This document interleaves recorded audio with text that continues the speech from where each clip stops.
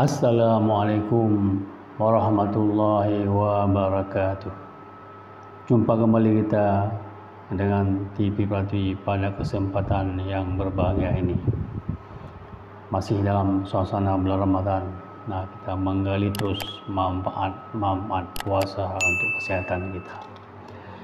Kita pada kesempatan ini membicarakan bagaimana kerja otak saat tubuh berpuasa.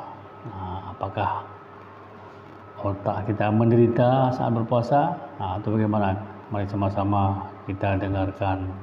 Semoga bermanfaat.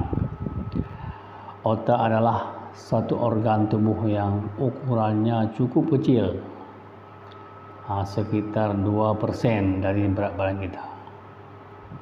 Beratnya 1,3 sampai dengan 1,4 kg. Jadi cukup kecil. Jadi walaupun kecil tapi memiliki kemampuan yang sangat luar biasa. Jadi jika kita sekarang memiliki komputer terbaru yang canggih, kemampuan otak kita jauh lebih hebat daripada komputer canggih yang ada di dunia. Peran otak untuk tubuh begitu besar, bahkan dapat dikatakan otaklah yang mengendalikan seluruh fungsi kehidupan kita.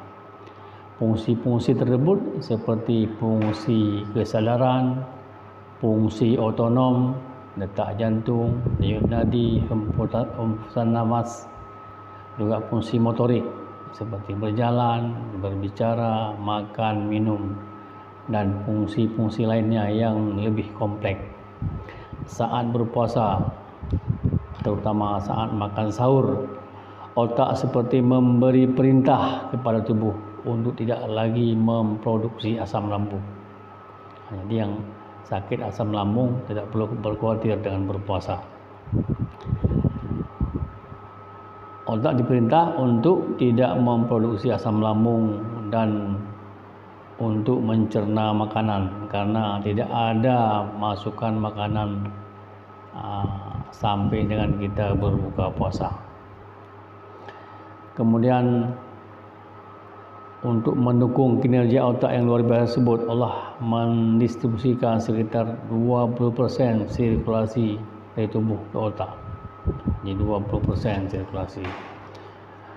Kemudian otak dalam keadaan berpuasa, walaupun memiliki peran dan tugas yang sangat kompleks, otak secara ajaib sangat kompatibel dengan syariat puasa. Jika literatur menyebutkan bahwa otak adalah organ yang sangat tergantung dengan glukosa, ini tentunya tidak salah. Secara teori seharusnya otak akan mengalami permasalahan saat puasa, namun ternyata studi penelitian terkini justru mengatakan hal yang sebaliknya. Ketika kita berpuasa, ada dampak luar biasa yang terjadi di otak. Satu di antaranya terjadi shifting metabolik atau pergeseran metabolik dari glukosa ke lemak. Saat otak menggunakan lemak sebagai sumber metabolisme, terjadilah ketosis yang kemudian memicu terjadinya proses autofagi.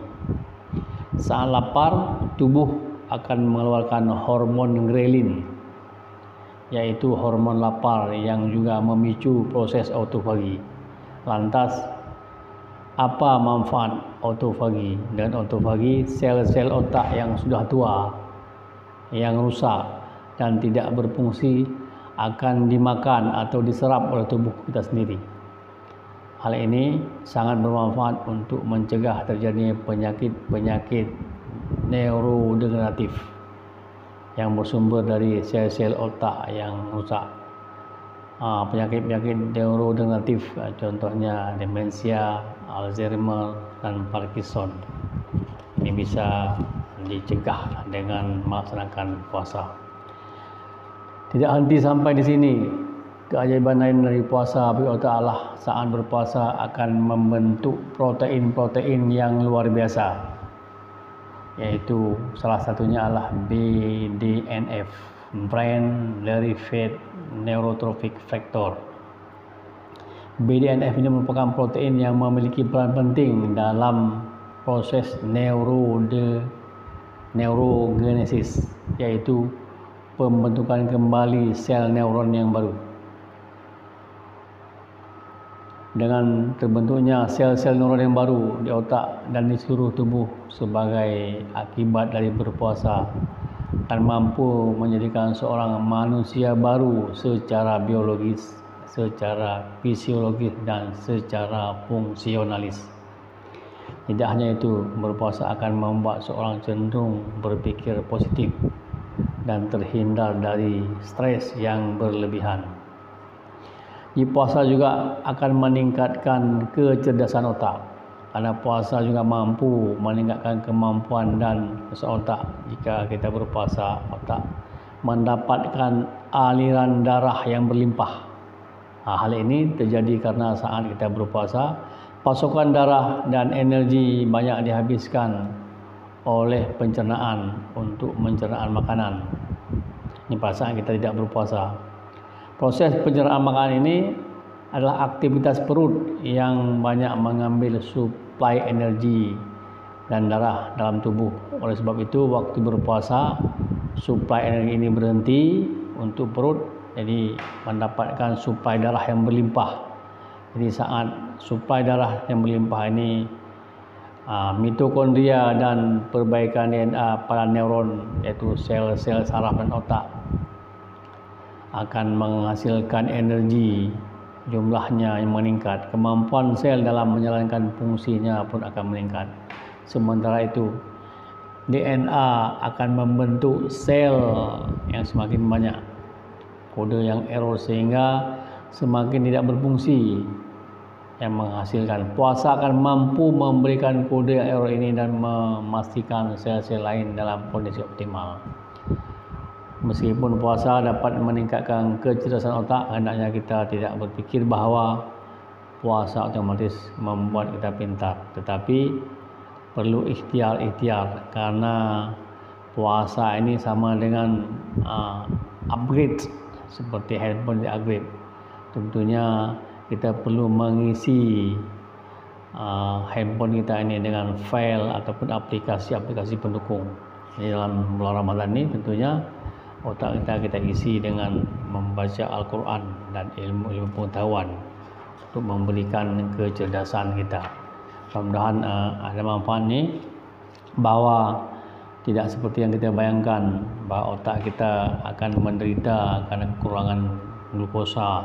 Ternyata otak kita malah berfungsi lebih optimal saat glukosa berkurang pada kita, karena berpuasa lebih 14 jam akan mengambil pengalihan energi dari lemak. Kemudian dalam keadaan berpuasa, tubuh kita banyak istirahat dalam mengolah makanan, akan dipakai oleh otak sumber kalori yang berlimpah ini untuk meningkatkan kinerja otak. Mudah-mudahan ada manfaatnya. Wabillahi taufiq wal hidayah. Assalamualaikum warahmatullahi wabarakatuh. Salam sehat dari TV Prativi.